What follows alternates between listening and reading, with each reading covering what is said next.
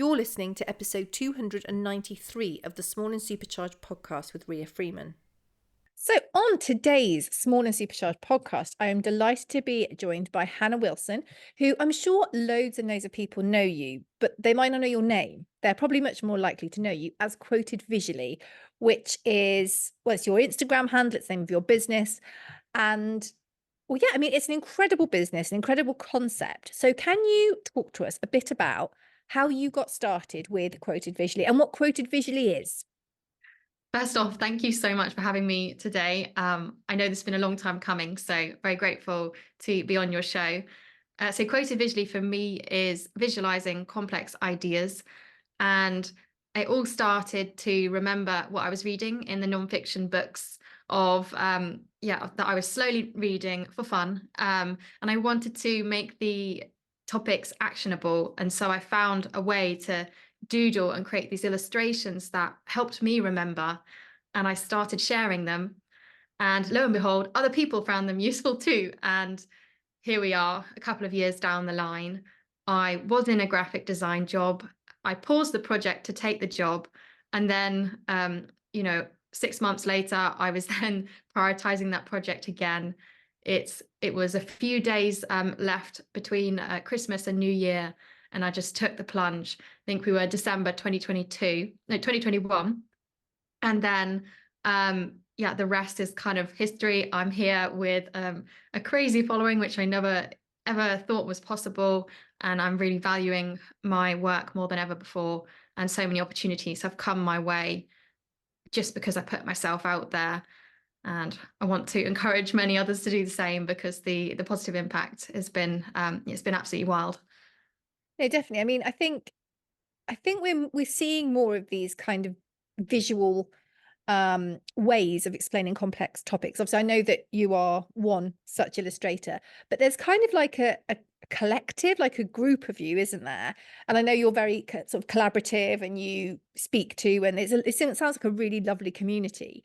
But not all that long ago, it wasn't really a thing, was it? What do you think has been the catalyst to this sort of visual representation of topics? So the catalyst that I can see is we had Liz and Molly, which some of you may be familiar with, and she was putting these illustrations out in COVID times, and many of us could relate to the struggles that she, was sharing. And then somebody called Yanis Ozolins, hopefully I'm not butchering his name there. It was just as I was starting with mine at the end of 2021. He put out a course, and many other artists signed up to his course. I didn't. I just ended up trying to do it myself. I was a bit stingy and just thought, no, I'll try it myself. And the thought of investing in my a hobby was just so alien to me. I just wasn't prepared to do it. But I dipped my toes into that community of people that Yanis was building, and that was the catalyst. So I've now got my own course 2 years later, but all of these different people that we've all connected with, it's been so warm and welcoming. I regularly refer to it as the visual community, but it's not necessarily existing in somebody's course community. It's more just out in the social media, the wider social media.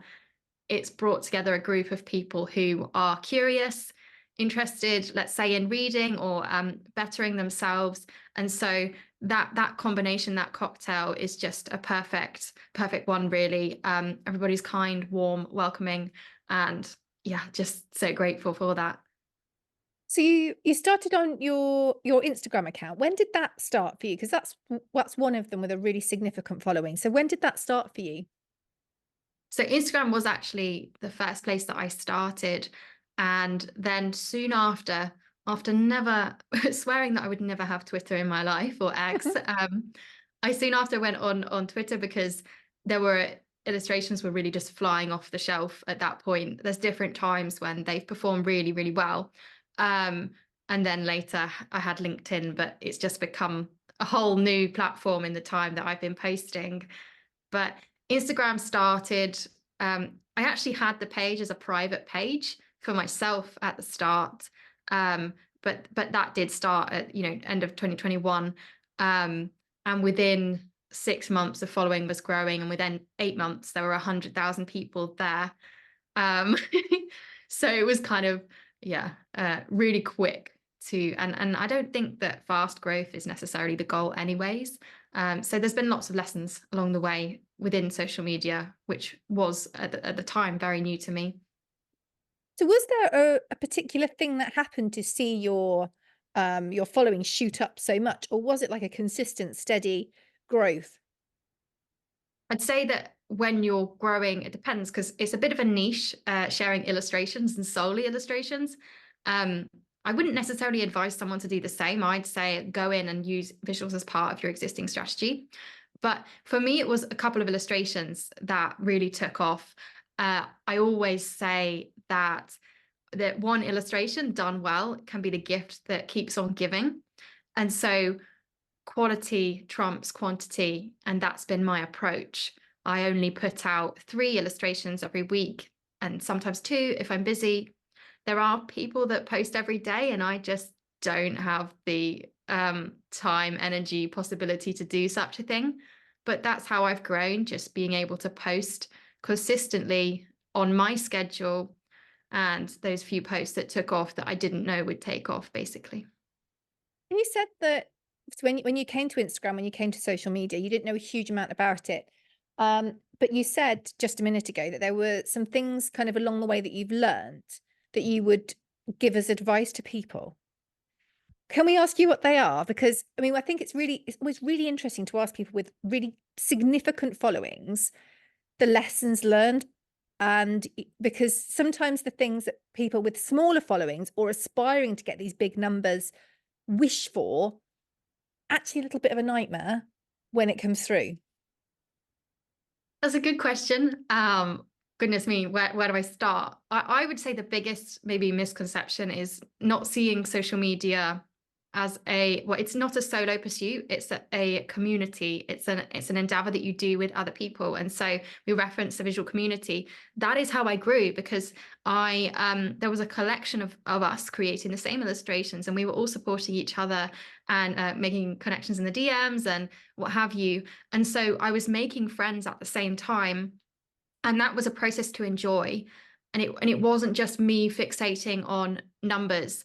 And so that's the advice I would give, is find your, it's a really cliche thing to say, find your tribe, but find somebody who's doing something similar to you at the same time that you are, and support each other, because there'll be lessons that you learn.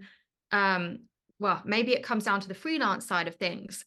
Just by having a few close friends, I've got a little group chat on WhatsApp with a couple of close creators, and just by having those by my side, that's how I've tackled this crazy ride. I couldn't do it alone, and yeah, I haven't.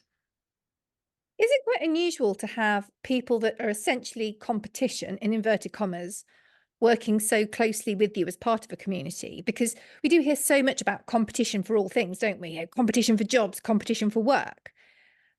But often the competition is more in our head rather than with that person. So how has that been for you? Because you know, you are working, part of your community is people who on paper are directly after the same work that you are. Fascinating. Yeah. Well, I'd say that I don't see my friends as competition. Many times we've referred work to each other, but it's more, we have different approaches. We are our own offer. So we all approach visual communication a completely different way. And that's been fascinating to see. I've got a friend who really focuses on bringing more creativity to other people's lives and trying to get more people to be creative. My focus, I think, I'm trying to articulate it, is around self-awareness and trying to help other people become more self-aware so that we can get past any blocks and just take action rather than just sit there. So it's a real and a positive spin to that as well. And I've got a friend who is interested in helping other people get wiser. Maybe just by saying that gives an idea of who it is. So they're not my competition. And through being so open and vulnerable, especially through voice notes, I do it a lot. I've developed so much confidence, and I've been able to face these challenges. Or, you get someone asking to work with you, and oh, how do you tackle that? I don't know. Okay, well, how would my friend tackle it? And so by doing that, you're fair when you do it as well. So I've just tackled a project with a couple of friends. It was such a big one that we ended up suggesting that a couple of us chip in and create illustrations together. So my Love that. friends actually have become colleagues. Um, and that's been amazing. But through that, you learn to everyone's different style, but you also learn that you're all in it together. So that's kind of the approach, is if there's so many opportunities out there, if you're competing with your friends, um, you're doing it wrong. Maybe, I mean, there's no right or wrong, but if you have this abundance mindset, you kind of realize that actually I can't do everything. So if someone else is going to go and take care of that client who needs some illustrations, fantastic.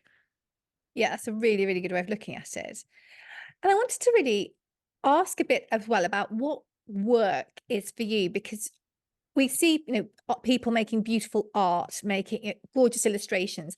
And sometimes I think for people that aren't involved, it can be quite difficult to see how that can develop into a business. Whether you go to, transfer it onto products, people get that. So you make illustrations, you transfer them onto products. I know you do calendars and prints, and that side of things. But the majority of your work isn't in either of those things, is it? So No, how does it look for you? it looks like I'm making it up as I go along. Love that. We're all winging it. It's a Yeah. complete misconception that anyone really knows 100% what they're doing. Yeah. So that's what I'm doing. How does it look like? At first it looked like saying yes to many opportunities, and then obviously now being much more selective, because I was thinking about this recently.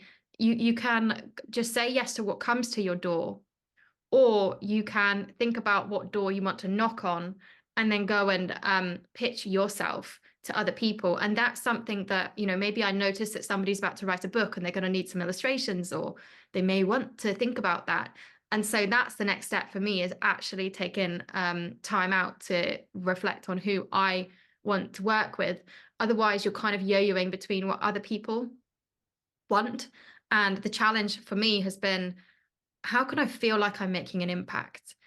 And if certain projects don't always give me that sense of an impact, maybe I create illustrations for somebody by freelance, and they don't post it, and I don't see the impact. For me, that's I feel like I can do more. I can help more people, if so long as I'm finding these projects that are aligned to me. So it is through freelance, and then as I mentioned, I have a course now. I just spent the biggest gamble of my life. I took a bet on myself, and for 3 months, I spent my whole time making a course. So I sacrificed income in the short term. Whilst I live with my parents, I have the means to do that. And it's paid off, because that paid off quite literally. This last month, I opened the doors to 30 beta testing sort of spots. And then I also took on this last minute freelance project. And the willingness for me to sit with the uncomfortable and the feeling of, I don't know when I'm going to earn, has paid off, because I've now earned what I would have earned in 4 months in 1 month. I mean, that's pretty good going, isn't it? Yeah. Just to revisit something, and I think this is so important, particularly with service providers, particularly, I'm classing you as a service provider in this, Mhm. particularly when you're starting, is you do say yes to everything. Sometimes you have to because of money. Sometimes it's really good to build that portfolio. But I think as you get more into what you're doing and you understand the value of what you can bring to the table, and also you understand the detrimental impact of working with the wrong people, you do develop this sort of slight sixth sense. And I mean, how would you describe it? Because it is a process, isn't it? You do have to start saying yes to everybody, and then you have these kind of realizations. So how do you describe it? How do I describe my decision making process? Bit of a riddle. Well, for me, it's just, does a project excite me? Do I want to work on it? And that might be down to the subject matter, and that's also quite important to me. And then also, does it align with my values? So if the subject matter, again, is not something that I would personally say, well, then that's not going to work.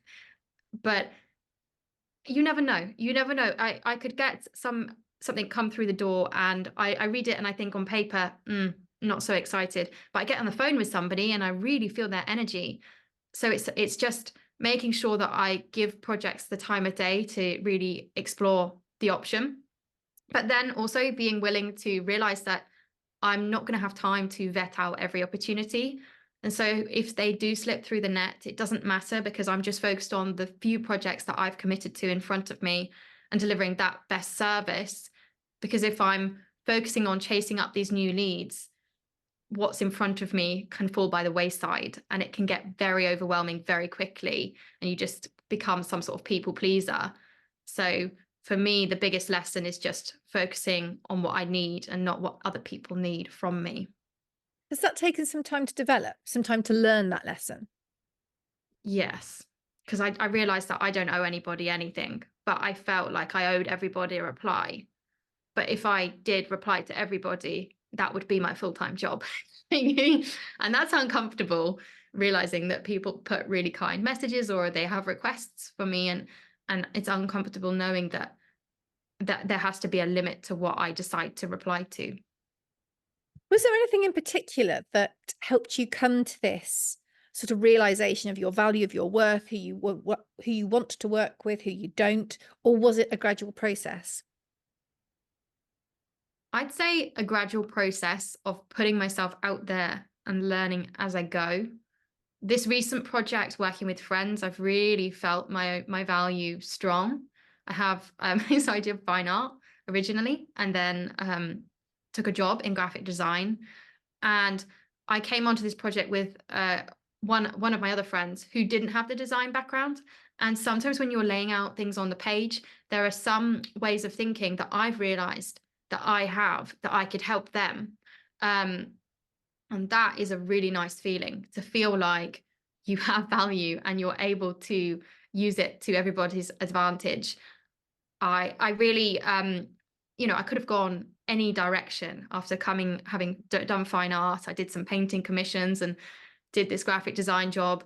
I was the only graphic designer at that company, and it was a small startup, and it was my first graphic design job. So that attitude of, okay, well, I've just got to figure it out, helped me transfer into, winging it with quoted visually. Completely. Before we talk about the course, which I'm really excited to learn everything about, your work has also caught the kind of attention of some really, really cool people. I mean, one of them, I found him because of you, which was Simon Alexander Ong. I've got his book Energized, and I'm sure it was you shared something, and I thought, oh, who's he? And then started looking into him. He was really, really. I mean, actually, if you're listening to this and you don't know who he is, like carry on listening to this, then go to Amazon, look into him, follow him on different platforms. So insightful, such a cool story. Um, Bit of a shout out for Simon there, which I know you will absolutely be behind. But I mean, who has sort of noticed and shared your work? Are there any sort of pinch me moments when you think, oh my Christ, this is something? Firstly, on Simon, the reason how it all happened was he reached out to me on LinkedIn, and at one point I said, I'd love to see you talk in person. When's your next event? And it was the Enterprise Nation Startup Show in London. And so Oh, I went to see him talk on the stage. I did some illustrations for him, and it was at that event that Ria and I met. So was it the I same have one? Simon to thank for meeting you, Ria, and we worked together. Yes, it was the same event. And that's how it's just crazy how things work. So, and then I've just actually last week I met in London with Simon, just trying to push myself to get out there. So that was fun, just over a long chat, because we've seen each other at events but not had that chance to properly catch up. But who else has noticed my work? Gosh, early on, it was the author of Essentialism, Greg McKeown. I know that. I know that Yeah. book name. I don't think I've got it, but maybe I'll need it. I That's like a another book. book to get. He was one of my first followers, along with my mum and my boyfriend, which is laughable. No, I like that. I like that. uh, and then Stephen Bartlett, and I love gosh, him as well. I mean, I'm just loving everybody, but I've actually listening to his podcast with Jimmy Carr, the most wow. recent one. mind-blowing. It's not at all expected, but I love I'm kind of selective the ones I pick from Stephen, but because they're so long and so interesting, and Mm. I've got to set the time aside. But the value that he provides is like, being a fly on the wall in some of the most incredible discussions you've ever heard. So very jealous of that as well. Well, yeah, I never got to properly meet him, but I would love to well, do that one day. But this is how I wanted to bring that thread through. This is how it all started as well, is listening to podcasts and then taking notes from the podcasts. And that's another tip, if you like, if you're trying to grow with illustration or any kind of art, is to make personalized stuff or on somebody else's ideas. So listen to the podcast because you're going in places that it's long form. So you're making the effort to look where other people often won't look, and you're picking up on these little tidbits of wisdom. And yeah, Listen to the Jimmy Carr one. There are I so will. I many will. like one-liners, and you think that's so profound. Yeah, it was really interesting. But Uh-huh. no, I think that's a really good point, actually. So it's that sort of positive outreach, isn't it? It's rather than expecting people to find you, it's doing things that people will go, oh, that's a different way of doing it. You're giving them value, aren't you? Yeah, make them interested. That's the way to do it. Um, and also you're helping yourself because you're only doing if you're excited by it. So it's not a chore. It's just you listen to a podcast, you think, oh my goodness, I have to pause this to take notes. And I think more and more there are so many long form podcasts out there that I have to be selective like you. Otherwise, you just end up with conflicting ideas. But Yeah. also far better to listen to a few podcasts in greater detail and then really action whatever you listen to than to just surface and skirt over many ideas and just be the same person that you were, before you listened. Yeah, no, I completely agree with that. Now, your next step for your business. So you're still doing work with people. You're still, creating illustrations for their books or for whatever they're up to. But you've recently decided that in addition to doing it, you're going to teach people how to do it as well, which is awesome. And this is your course. So can you tell us about why you decided, I guess, to teach people what you do and then how that has developed? Good question. I wanted to create this course a long time ago, but I held off because I felt like I needed to learn more. I wanted to create a course for the right reasons. And it's very easy as a freelancer to think, oh, I divorce my income from my time. That sounds fantastic. Um, when in reality, there is so much work that goes into a course. It is probably one of the biggest undertakings that I have done in my life. So many 2 a.m. nights. Um, you just have to do it. But the transition really was that I realized that I could take on all these freelance projects that were coming to my door. And I actually think that from my values perspective, we're all better off if more people can communicate more effectively, because then we can understand each other better. And also, we're coming from somebody who's dyslexic. I just think making visual communication much more accessible is just so much better. This is how going backwards here, this is how I was revising at school. The house was covered in visual posters. And so I've been making metaphors for many years.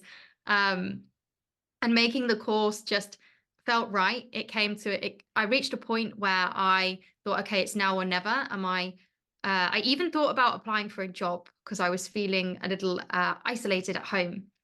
And I felt like that the job was something that I needed to do to gain some more skills.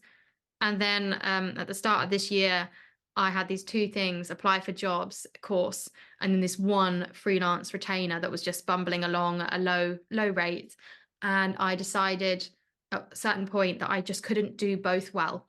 And so it was now or never for the course. So I dropped the job hunt and went to loads of in-person events, felt so much happier, felt like I belonged. So that box was ticked. And I really feel like I've brought together all the knowledge that I have learned over these last 2 years. And that's like a really important piece of work for me. So building the course was not about the results. It had to be about me because I was investing so much. It had to be valuable in its own right because I didn't know that people were going to buy it. Like, you don't, do you? No, So no, you have to do your very, very best estimate, but when you press sort of go live, you then have that sort of, "Oh god, what if there's just crickets and tumbleweed completely?" yeah, no, exactly. So this is the advice that I had from people who are a bit, some of my friends are older than me, which is fantastic, and to have that mentorship. Um, and so that was the advice that I'd had. And do you know what? I loved making the course. I felt like myself again. I felt happy waking up and just working on it. And that I really came into myself and through that process. And so I just knew that it was the right thing to be doing just by the how it was making me feel in comparison to how some freelance projects had made me feel, which was I don't really see the impact. This one, I felt it felt right. And so yeah, this is how it all happened. And we're now just over a month after launching it, and as I said, the gamble has paid off. The one other thing that became a barrier for me was I thought I needed a really cheap platform. That sounds really bad. A cheap platform. I thought I needed a low monthly membership fee so that I could keep this a really low risk Yeah. investment. But that actually became a barrier to entry because the other course platforms that I was trying, they had bugs, problems, and they were taking a lot of my time to try and mitigate any of the errors that were coming up. And just I ended up investing in Circle, a platform that costs $99 per month. So I had skin in the game. I need to Mhm. make one sale every month to cover that cost. And I think that many people think, oh, goodness me, $99? No, no, I can't possibly pay that. And they don't do it. And investing in this community-based platform has just been incredible. So yeah, that's the that's the lowdown on the course, just a complete journey. And who's the course aimed at? Okay, so it's aimed at a few different groups of people. You might have an educator, so you're a coach or a teacher, and you want to use visual ideas to help your students or clients understand what you're teaching them and also apply what they're learning. And again, if you've got somebody who's got learning difficulties, then you're going to help them out massively. If you're trying to build your own personal brand, that's another fantastic where you're an entrepreneur and you want to build and get more reach on your social media. Having visuals as part of that strategy is really smart. And Mhm. then see, this is me trying to remember. There's one other thing that I have and I've just completely blanked, but Don't there's worry. a couple of different people that I'm targeting with my course. Visuals is more of a meta skill like writing, and there's a lot that goes into the copy as well on the illustrations, so it Mm. kind of transferable skills. Do you think as well, being a service provider, it's good to think about having additional products that aren't a direct time for money swap, because you can only do so many illustrations in a week or month or year, which is great because it means you do your best work. But I think sometimes the balance with when you're a service provider is, the more work you do, the more money you'll earn. That can then maybe decrease the quality of the clients that you pick, or if you've got that sort of the money side of it. Do you know what I mean? It's an absolute nightmare because you end up working yourself to the ground and you reach a ceiling pretty quickly. Because I also think that when you're working, especially the type of work that I've been doing, if I have more than 3 clients on the go, and there could be lots of illustrations for one person, there's so much admin. You're trying to please. It's like having 3 bosses and Mhm. you're trying to please them, and then you realize that you can't take a day off. You constantly thinking, oh my goodness, I need to be doing this person's expecting me to have done this by then, and then you don't know when you're going to get feedback, and so sometimes everything comes all at once. Yeah. And There's only add that. you. There's only one person that can do that job. Yeah, and then yeah, add on top of life. Like I suppose this is something that I would I like to be transparent, so I will happily talk about this, but not in detail. But I suffered a loss at the beginning of this month, and that was right after kind of like launching my course, taking on this freelance project, Gosh. and I am posting about it online. But it was somebody who, for me, embodies the value of adventure to a T. And through this amazing journey of mine, I've had the privilege of joining other people's programs, and I learned that my values are coming strong are adventure and authenticity. And so having that experience of losing somebody and then also realizing that you've not got one boss that you could tell, by the way, I need a bit of space, give me a second. You don't owe anybody anything, but at the same time you feel it necessary to um make sure people are aware that you're going through something. And that's been a really interesting one to navigate, because Mm. there is no off button on what you're doing. And sometimes life gives you an off button and you have to listen to it.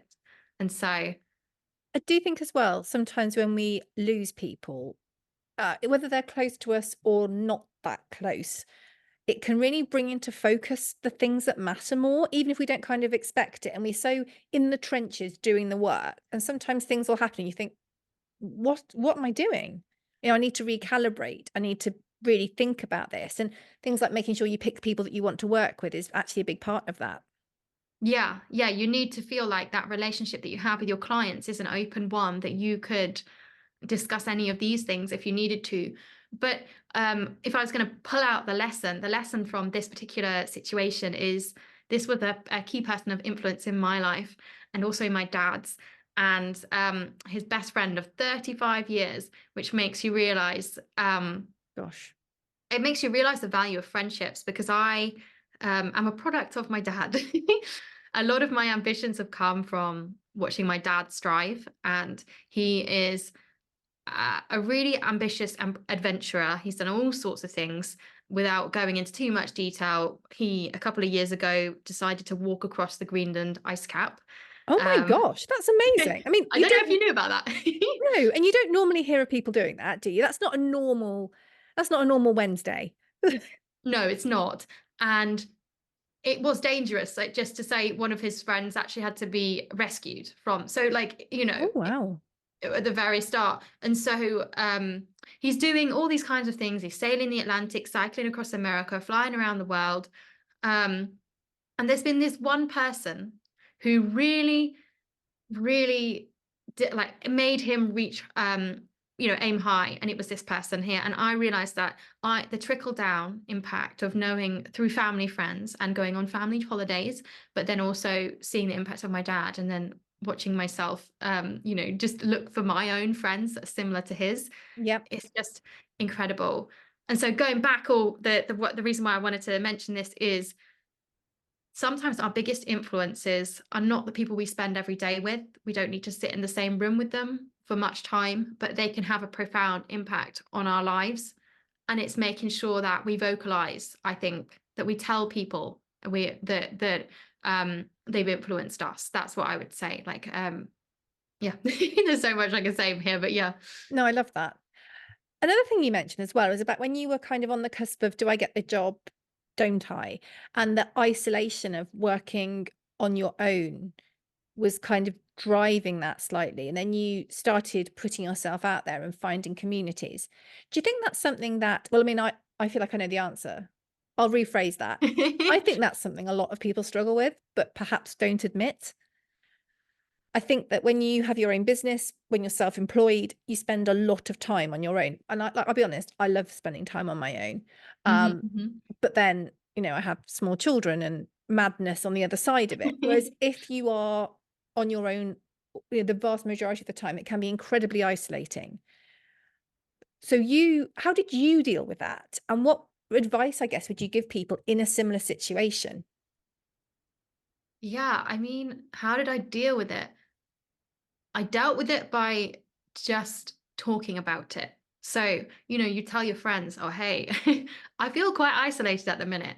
And you look out for events, and you push yourself to go to these things. For me, going into London takes out a day of my creative Mhm. potential, because oh, I'll be busy trying to get myself looking presentable, and then I won't be able to focus on whatever I was trying to do in the day. And maybe I'm busy preparing prints to hand out at whatever event I've gone to, which has been an amazing feeling, seeing the smiling faces in real life. Well, you gave me an Um, amazing one at Startup Show this year, the pancake yes. one. It's in the hall.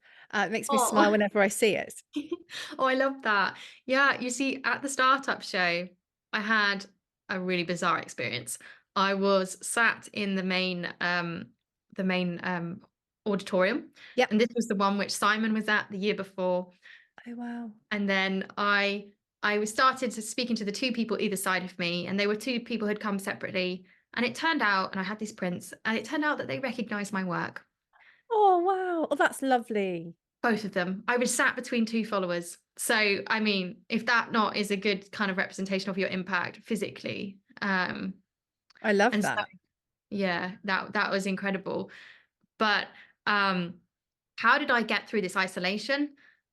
You just take it one step at a time. And so maybe it was the projects that made me feel isolated, because sometimes you're working with a client and they're not giving you enough what you need. Like, and Yeah. if they're the only people that you're working with and they're not able to give what you would like, that could be an important thing to notice as well, how projects are making you feel.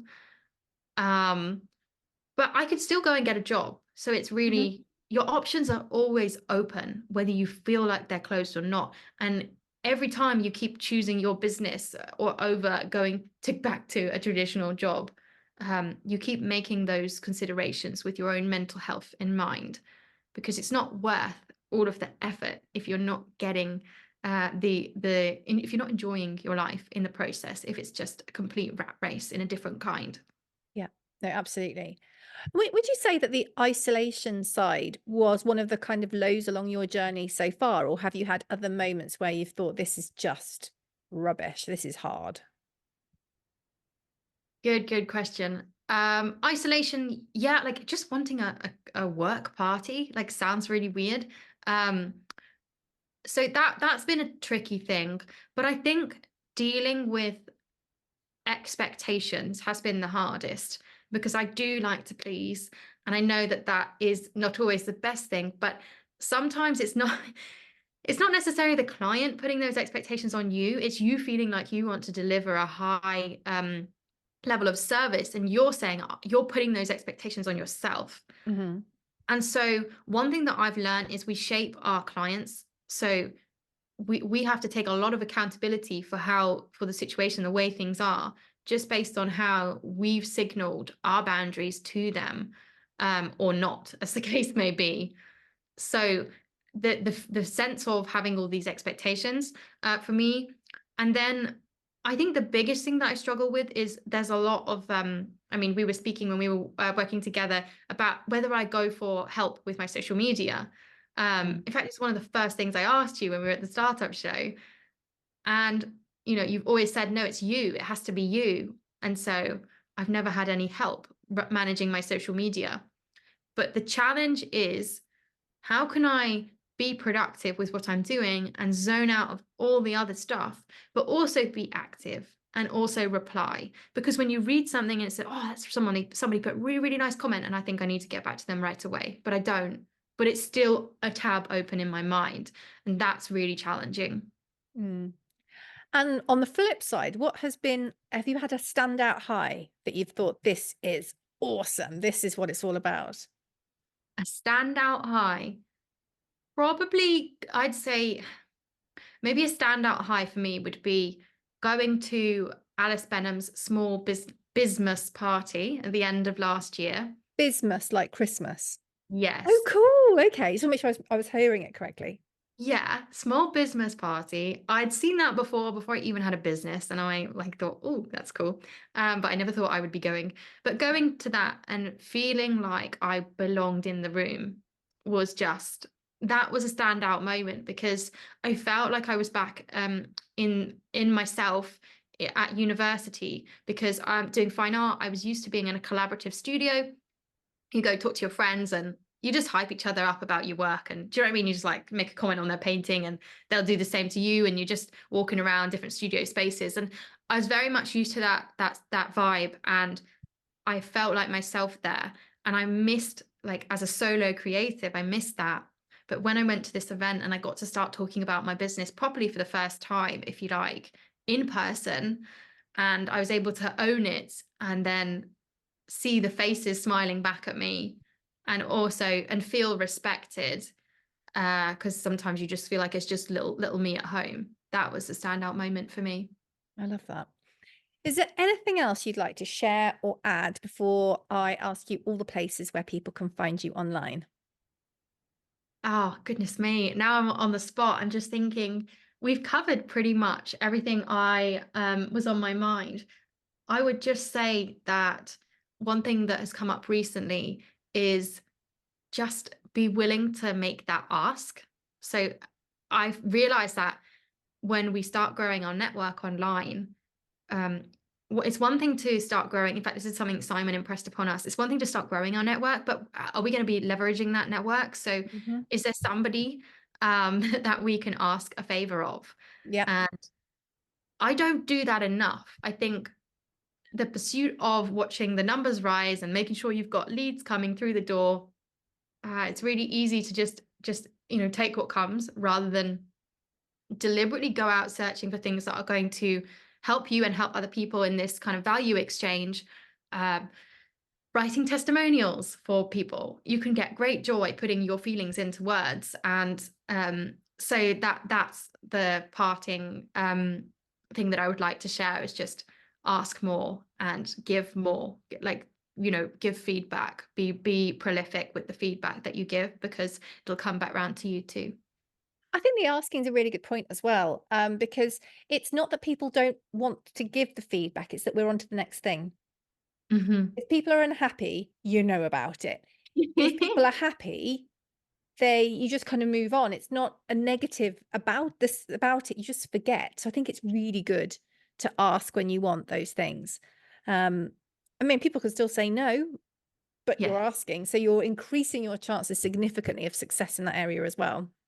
Yeah. And even if it's a friend and you just want somebody to vouch for you, I think we'd all be surprised at what that can do. The little boost from hearing what your friend has said then gives you that energy to, like, trust your gut, and you just go ahead and face whatever you're trying to face, head on, knowing that there are other people backing you. And it's really, really easy to just make up assumptions in your head when you don't hear from people. But quite often people are not thinking ill of us, they're thinking well of us. Yeah, Um, and yeah, if we see that visibly, not that we need that validation, but we should at least have it sometimes as reminders. no, completely. Tell us all the places that we can find you online and also where people can find out about and hopefully, let's be honest, buy your course. If you're interested, yeah. Because I've got voice notes throughout. So if you've enjoyed this podcast, I've made the course very much casual. It's got a community-based section, but the idea is that it's like I'm talking to my friends in the group chat. I've brought that to the course. So you can find the course at quotedvisually.co.uk. And then, wherever you like to get your content from online, your inspiration from. I'm on Instagram and LinkedIn. And then Twitter is, I'm also on Twitter, but it's not my focus. Is Instagram the key focus? Instagram and LinkedIn. Sure. LinkedIn seems to be a really fun place to be at the minute. So if you're not active on LinkedIn, I would recommend it. Brilliant. Thank you so, so much for joining us today. It's been brilliant to catch up as always, and I cannot wait to see what you get up to in the future because it is going to be phenomenal. Oh, you're too kind. Thank you very much for having me.